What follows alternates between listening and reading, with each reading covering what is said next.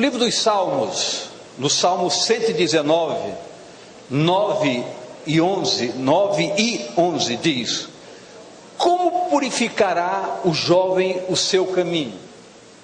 Observando conforme a tua palavra.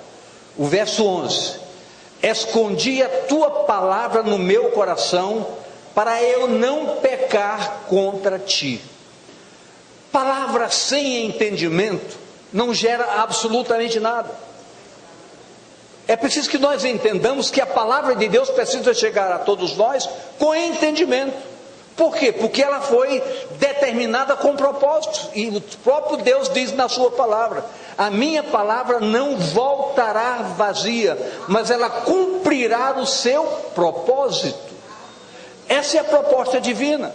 Quando o Senhor diz na sua palavra no livro de Jeremias, dizendo que os pensamentos de Deus para conosco são pensamentos de bem, é porque Deus está dizendo: eu penso bem de você, embora você não esteja nem merecendo, mas Deus diz: o que eu penso sobre você é o bem.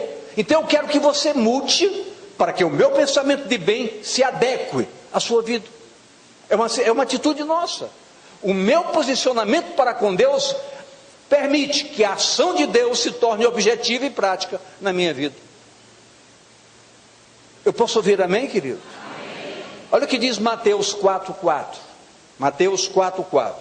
Ele, porém, respondendo, disse: está escrito: não só de pão viverá o homem, mas de quantas? Toda palavra que sai da boca de Deus. Preste bem atenção.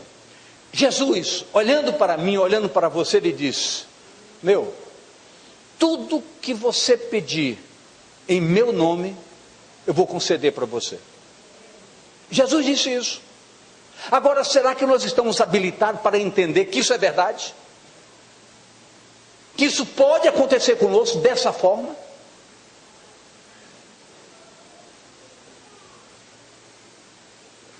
Domingo eu ministrei nos 3 cultos. Após o culto da manhã, minha garganta começou a arder um pouco. Fui para o culto da tarde, continuei sentindo aquilo. No culto da noite, a coisa se agravou e amanheceu pior ainda, mas mesmo assim eu fui para a academia. Mas no final da tarde eu estava num consultório médico, me consultando. Eu disse: eu não vou deixar de estar no púlpito de terça-feira à noite. Eu acreditei que eu poderia estar bem, e estou bem, graças a Deus. E nós temos que acreditar que Deus pode fazer além das nossas expectativas. Deus pode fazer. E não é só isso, Deus quer fazer. Olha o que nos diz João 8,31. Preste bem atenção, tudo isso é para nosso deleite nesta noite. Jesus dizia, pois, aos judeus que criam nele: se vós permanecerdes na minha palavra, verdadeiramente sereis meus discípulos. Quem aqui se considera um discípulo do Senhor Jesus? Então você tem que fazer com que essa palavra não seja apenas um levantar de braço, seja um fundamento real na sua vida. Essa palavra tem que ser um fundamento real na sua vida. Você é um discípulo, e quando você é um discípulo, a palavra permanece em você.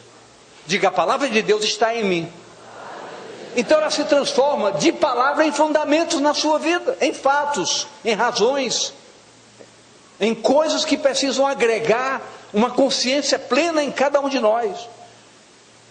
Algo que a igreja precisa focar ousadamente é na palavra de Deus. Focar, está ligado, a qual expressa um alimento vivo de vida para quem o serve e para quem o busca.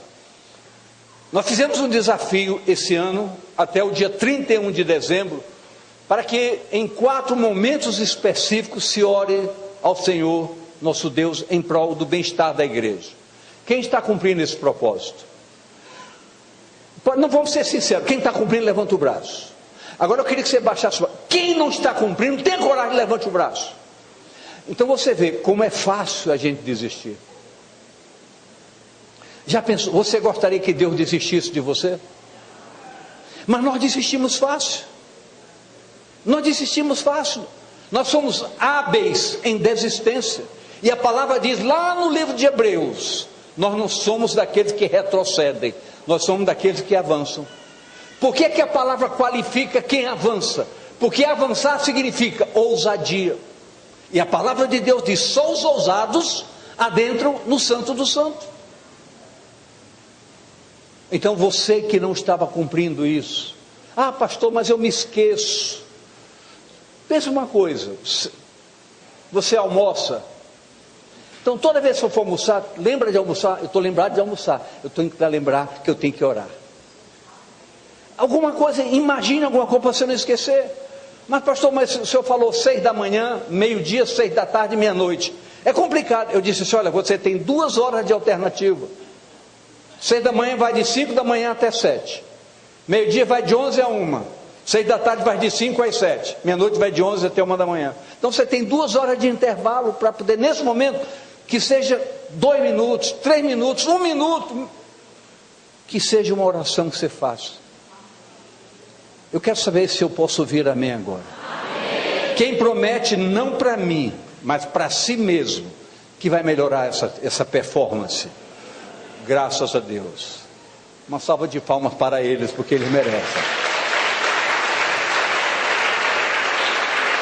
Essa foi uma salva de palmas para ele. Agora, se for para ele, como essa salva de palmas, agora sim.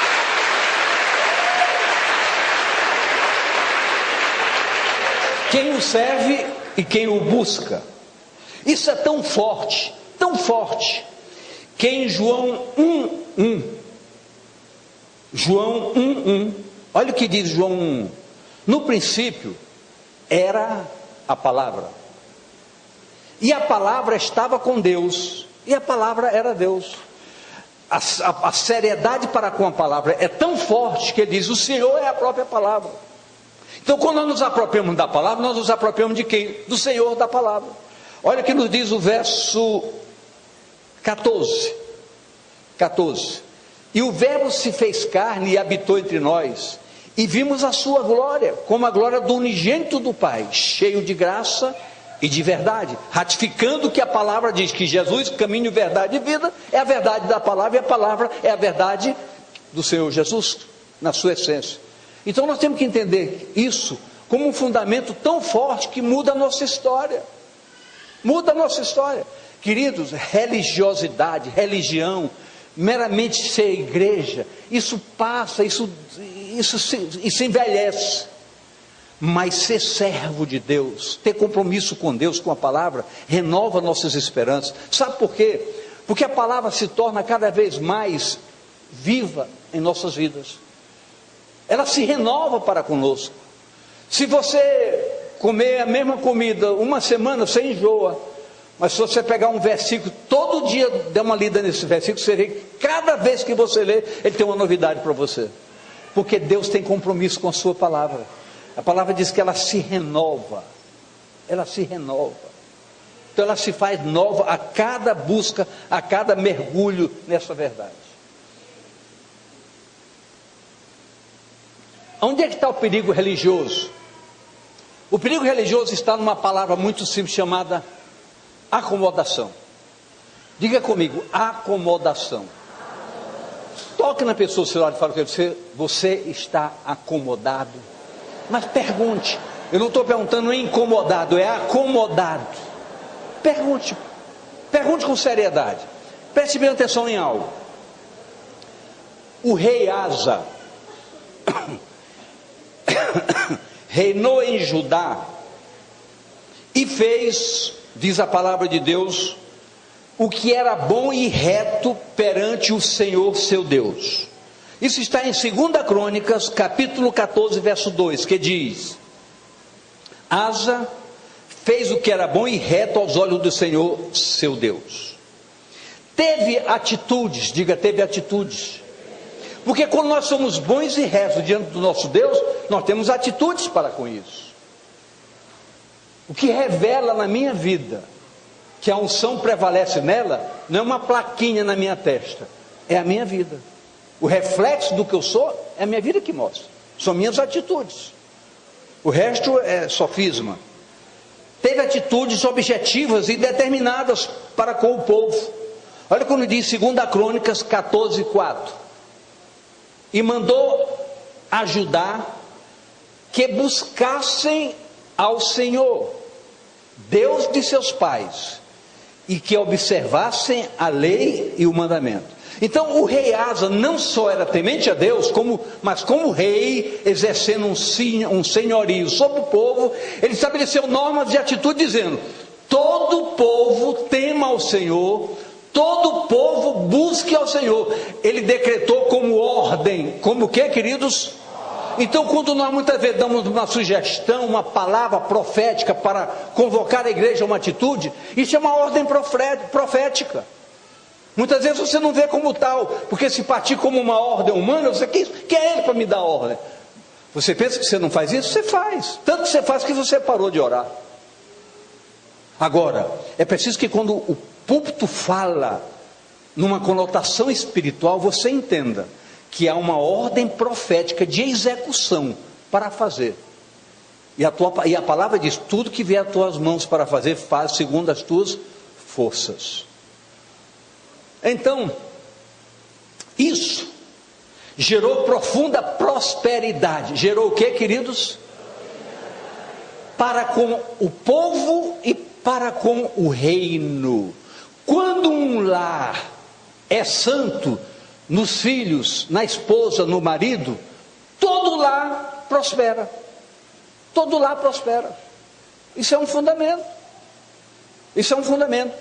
Muitas vezes o lar precisa de ajuste, de conversas. Muitas vezes falhas passadas que precisam ser destruídas, confessadas, acabadas, para que o lar tenha liberdade de prosseguir. Eu disse no domingo, não me recordo qual dos cultos que eu disse aqui, eu disse algo aqui que eu repito. Eu disse: há coisas que eu fiz na minha vida que eu gostaria de não ter feito. Gostaria de não ter feito. E eu gostaria que Deus pudesse dizer assim: eu vou fazer o seguinte, eu vou dar um branco na tua história, para que tudo que foi feito, tudo que tu fizeste de errado, se apague. Eu sei que isso não é possível acontecer, muito embora para Deus não existe impossível, mas não tem por que acontecer. Mas eu preciso entender algo, que a minha história não foi o erro do ontem, é o propósito do acerto de hoje. Então, quando nós temos um propósito e fixamos esse propósito como lei objetiva em nossas vidas, pouco importa o que passou. Importa é que a construção determinada hoje será uma história de sucesso até o final. O grande segredo é que você tenha propósito sério com a sua proposta do hoje. Coisas que você fez, que foram erradas, terríveis, mas Senhor, me perdoa, jamais isso vai acontecer. É possível isso acontecer com a gente? Eu lhe digo, é possível e é verdade. E tem um segredo e uma notícia para dar para você, muito boa nesta noite. Isso pode acontecer com você e com a sua história. Eu posso ouvir amém? Amém. Apague, destrua os resquícios, os rabiscos do passado da sua vida. Se tiver que confessar, confesse. Se tiver que pedir perdão, peça, mas apague. Eu posso ouvir amém mesmo? Amém. É preciso que nós não caiamos na mesmice religiosa, tão terrível, tão dura, tão cruel, tão cruenta. Contudo, igreja, o Senhor se manifestou ao rei através do profeta Azarias, através do profeta Azarias. 2 Crônicas 15, 1, 2 e 3. Então veio o Espírito de Deus sobre Azarias, filho de Obed, e saiu ao encontro de Asa e disse-lhes: ouvi-me, Asa, e todo Judá e Benjamim, o Senhor está convosco, enquanto vós estáis com ele, e se o buscardes, o achareis, porém se o deixardes, vos deixará. Então, o que está patenteado nessa palavra é que Deus está conosco enquanto nós o buscamos. Lembra da pergunta que eu fiz? Quem continua orando? Quem parou de orar? Então nós somos muito suscetíveis a abandonar projetos de vida, compromissos.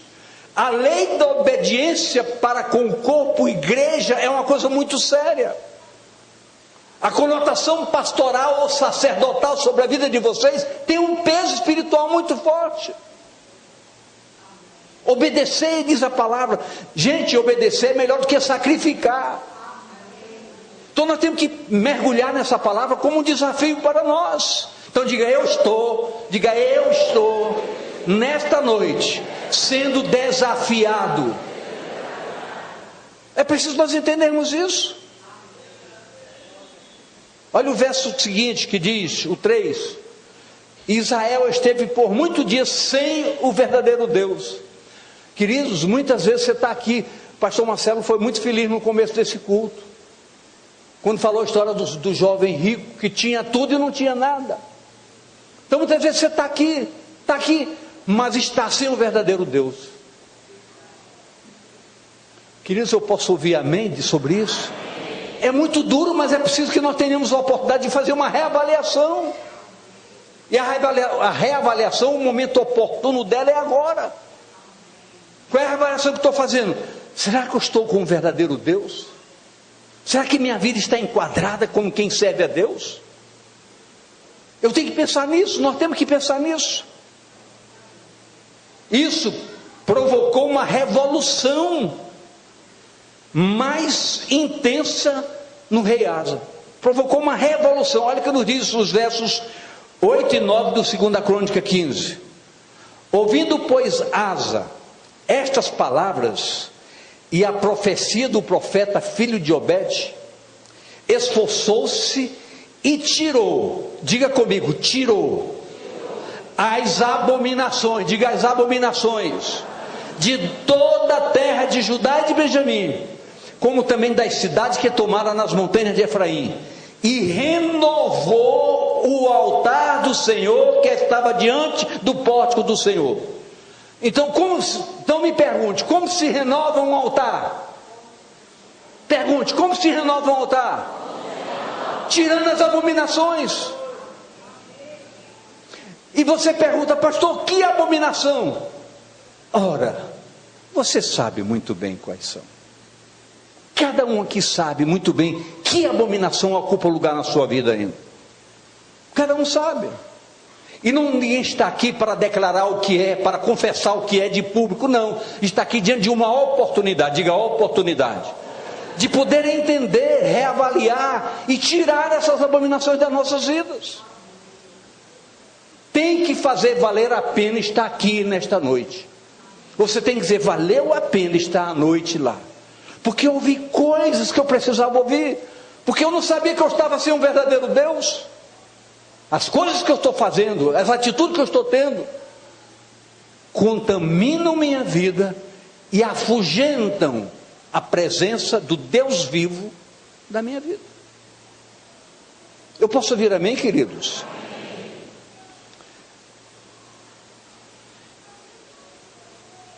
E ajuntou a todo Judá e Benjamim, e com eles os estrangeiros de Efraim e de Manassés e de Simeão, porque de Israel vinha a ele em grande número, vendo que o Senhor seu Deus era com eles. Querido, quando nós estamos com esse tipo de atitude, pastora Renata, as pessoas vêm correndo para perto da gente, porque sabem que Deus está conosco. As pessoas sentem, observam, veem no discernimento espiritual que a graça de Deus está presente, e corre atrás, porque quer a graça de Deus, quer oportunizar um novo tempo na sua vida. Em decorrência disso, o rei Asa fez reformas, diga, fez reformas religiosas radicais.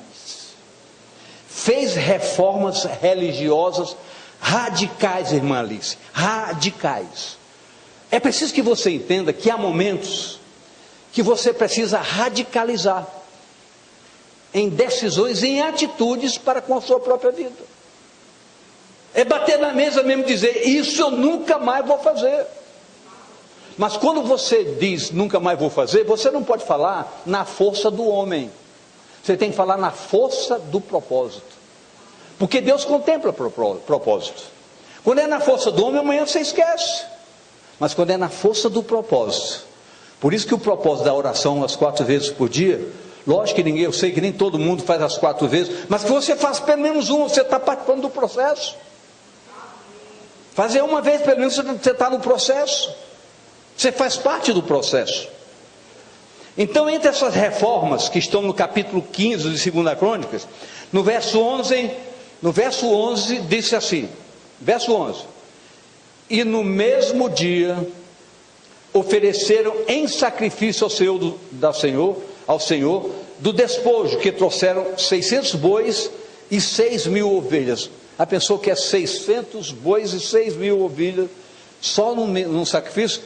Salomão fez uma vez de 200.000, além de 100.000 bodes, 100.000 carneiros, etc. Mas o que eu gostaria de focar nesta noite, volta o verso 11. Diga comigo, no mesmo dia. Sabe o que isso chama atenção? É como Deus age. Deus não quer que você deixe para depois, porque a gente acaba esquecendo. Nesse ponto eu sou o chato da minha casa. Eu sou o chato lá em casa, porque não, é agora. Não, pai, depois não, é agora. Porque eu sei que esquece. Nós somos senhores do esquecimento. Então, ele está dizendo, no mesmo dia, decidiram sacrificar ao Senhor. Então, o que você vai sacrificar ao Senhor hoje? Um relacionamento? Um negócio mau? Alguma coisa que você faz que sabe que está errado? Um relacionamento que você está tendo que sabe que está errado, vai renunciar nele hoje, vai sacrificar ao Senhor isso hoje? A palavra diz, é no mesmo dia. Então você tem que sair daqui hoje decidido. A minha vitória está na minha decisão. Retocando a sua história do começo, o que aconteceu com Jesus e aquele jovem? Senhor, tudo isso que está dizendo eu faço. Eu não adultero, eu não minto, eu não roubo, não engano. Ok, mas tu és cego com a tua riqueza. Abre mão da tua riqueza, vem e segue-me. Jesus definiu para ele alguma coisa a fazer. Então eu quero que você saia daqui com uma definição a fazer. Eu decido que de hoje em diante eu serei assim. Tem gente que aparece aqui quando bem entende. Eu vou aparecer lá para dizer que eu existo. Nós não precisamos disso, querido. Precisa ter compromisso, ter responsabilidade, ter fidelidade, ter obediência. Verso 12. Reforma religiosa. E entraram no concerto de buscarem o Senhor, Deus de seus pais, com todo o seu coração e com toda a sua alma. Entraram num concerto, um concerto que você vai fazer com você mesmo, com a sua consciência. Versos 14 e 15, ainda sobre reforma religiosa. E juraram ao Senhor em alta voz, com júbilo, com trombetas e com buzinas. Verso 15. E todo Judá se alegrou deste juramento, porque com todo o coração juraram, e com toda vontade o buscaram, e o acharam, e o Senhor lhe deu repouso ao redor. Diga, quando eu busco ao Senhor, quando eu acho ao Senhor, eu entro no repouso. Isso é maravilha? Não. Porque o repouso mal administrado gera displicência, gera acomodação.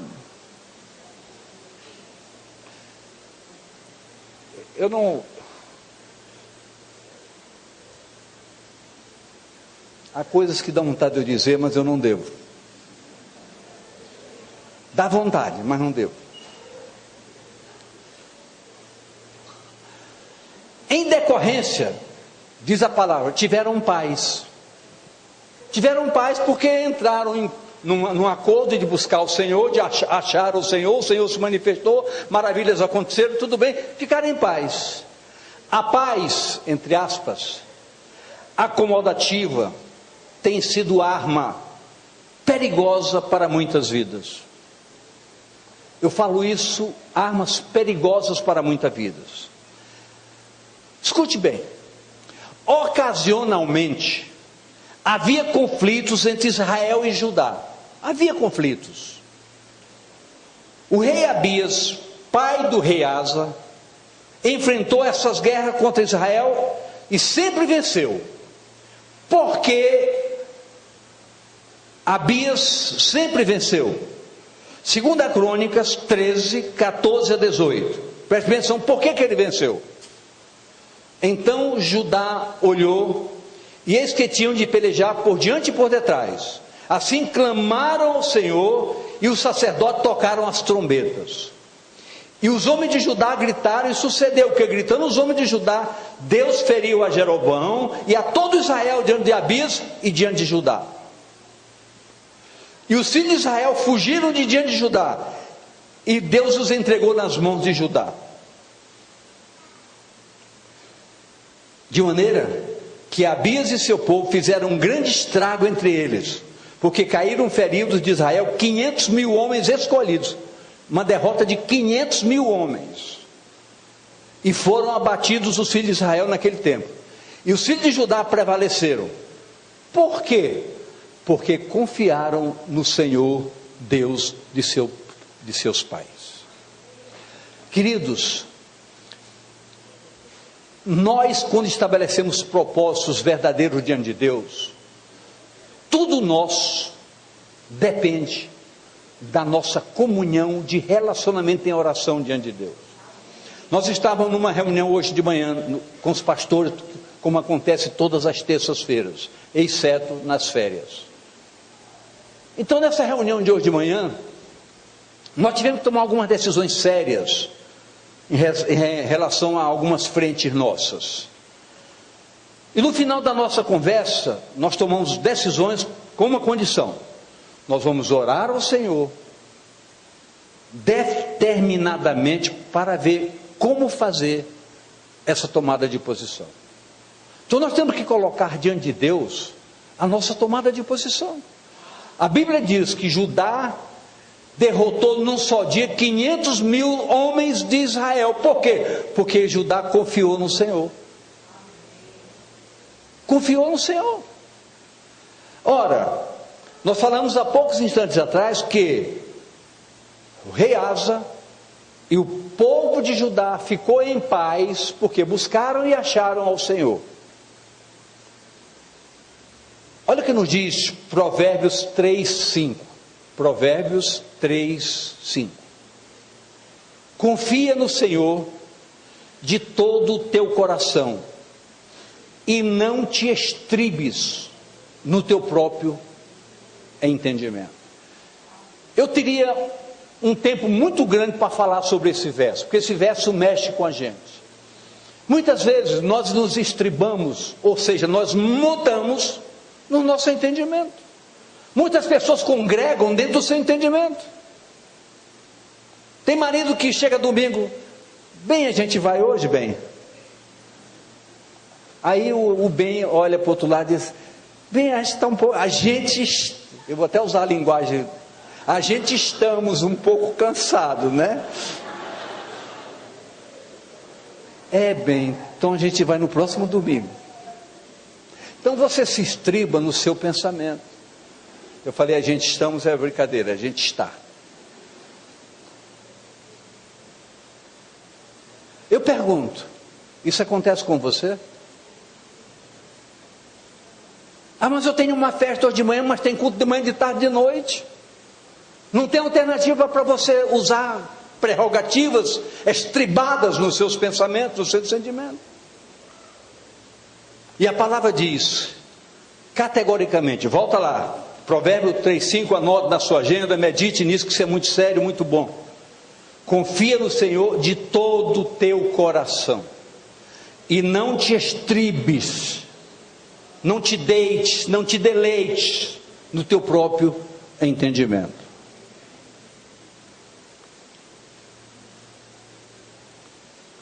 Eu posso ouvir amém, querido? Amém. Escute agora. 2 Crônicas 16:1. No ano 36 do reinado de Asa, Baasa, rei de Israel, subiu contra Judá e edificou a Ramá para ninguém deixar sair nem entrar a Asa, rei de Judá. Então, Judá foi atacado por Israel, agora já com o rei Asa. Asa deixou de lado sua confiança para com o Senhor. Estava numa acomodação, era vencedor, estava acomodado.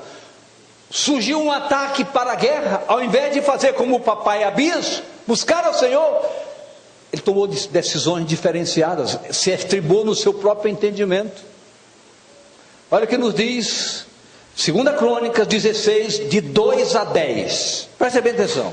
Então, tirou Asa a prata e ouro dos tesouros da casa do Senhor e da casa do rei, e enviou a Ben-Hadad, rei da Síria, que habitava em Damasco, dizendo: aliança há entre mim e ti, como houve entre meu pai e o teu. Eis que te envio prata e ouro. Vai, pois, e aniquila a tua aliança com Baasa, rei de Israel, para que se retire de sobre mim.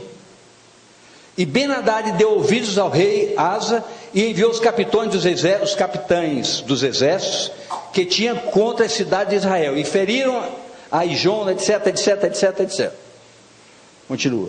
E sucedeu que, ouvindo o Baasa, deixou de edificar Ramá e não continuou a sua obra. Então o rei Asa tomou todo o Judá, e eles levaram as pedras de Ramá, a sua madeira, etc. Vou pular o que mais interessa, o que menos interessa. Verso 7. Pula verso 7. Tá bom. Naquele mesmo tempo veio Anani, o vidente, o profeta, a Asa, rei de Judá, e disse: por que confiastes no rei da Síria e não confiaste no Senhor teu Deus? O exército do rei da Síria escapou das tuas mãos. Porventura não foram os etíopes e os líbios um grande exército, com muitíssimos carros e cavaleiros? Confiando tu, porém, no Senhor, ele não os entregou nas tuas mãos? Porque quanto ao Senhor, seus olhos passam por toda a terra, para mostrar-se forte para com aqueles cujo coração é perfeito para com ele. Nisso, pois, procedeste loucamente, porque desde agora haverá guerras contra ti. Porém Asa se indignou contra o vidente e lançou-o no tronco, porque disse grandemente se alterou contra ele. Também Asa, no mesmo tempo, oprimiu alguns do povo. Queridos, vejam como a mudança de uma história acontece quando se muda a rota dos nossos propósitos. Asa já tinha vencido guerras orando ao Senhor. Agora, ao invés de orar ao Senhor, contratou um exército de inimigos para lhes ajudar. E a palavra diz: acabaste de perder uma grande oportunidade de vencer se tivesse buscado o Senhor. Asa ficou tão indignado quando o profeta chegou a ele, ainda mandou prender o profeta. Queridos, eu não posso apontar dedo para ninguém. Nem convém, nem é oportuno, nem há necessidade. Mas quem sabe o meu dedo possa estar apontado espiritualmente para qualquer pessoa daqui, mostrando: por que você deixou o Senhor? Por que você abandonou a sua congregação? Por que você abandonou de maneira correta o servir a Deus com alegria no seu coração? Por que você negligenciou obedecer? Por que você parou de orar? Por que você parou de meditar? Quantas vezes nós somos influenciados por ideias dos outros? Quantas vezes? Sejamos homens, sacerdotes em nossas casas. Sejamos mulheres submissas ao sacerdócio. Porque isso faz gerar vitória nos lares, nas famílias. Filhos, sejam obedientes aos pais. Pais, respeitem os filhos. Tudo isso são fundamentos que geram oportunidades preciosas de vitória. Igreja, a acomodação é terrível para todos nós. É aí que o efeito religioso destrói princípios e cria mecanismos próprios de convencimento, permitindo que sejamos enganados e abramos portas facilitadoras para a ação do inimigo de nossas almas. É aí que nós abrimos brechas. É aí que a acomodação gera perniciosidade para a igreja. Uma igreja que precisa mudar a sua história em nossos dias. Uma igreja que precisa voltar ao primeiro amor na sua essência. Uma igreja que canta, que louva, que canta, que pula, que se alegra. Não uma igreja que sofisma a verdade, que se acomoda. Eu quero ouvir amém de vocês. Mais do que nunca, a vigilância, a palavra, a consagração precisa sacudir nossos alicerces.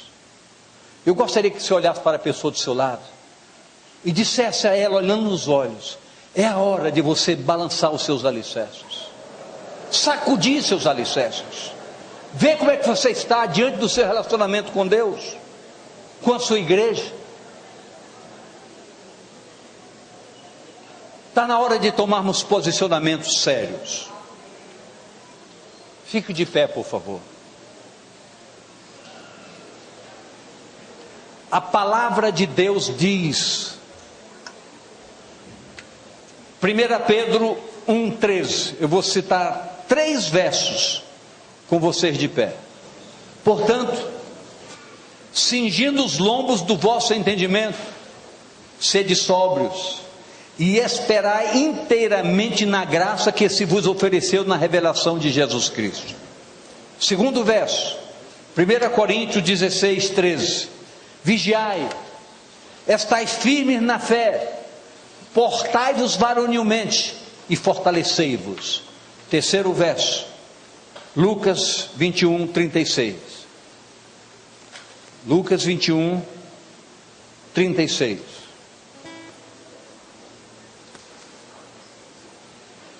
Vigiai, pois em todo o tempo, orando, para que sejais havidos por digno de evitar todas essas coisas, que hão de acontecer, e de estar em pé diante do Filho do Homem.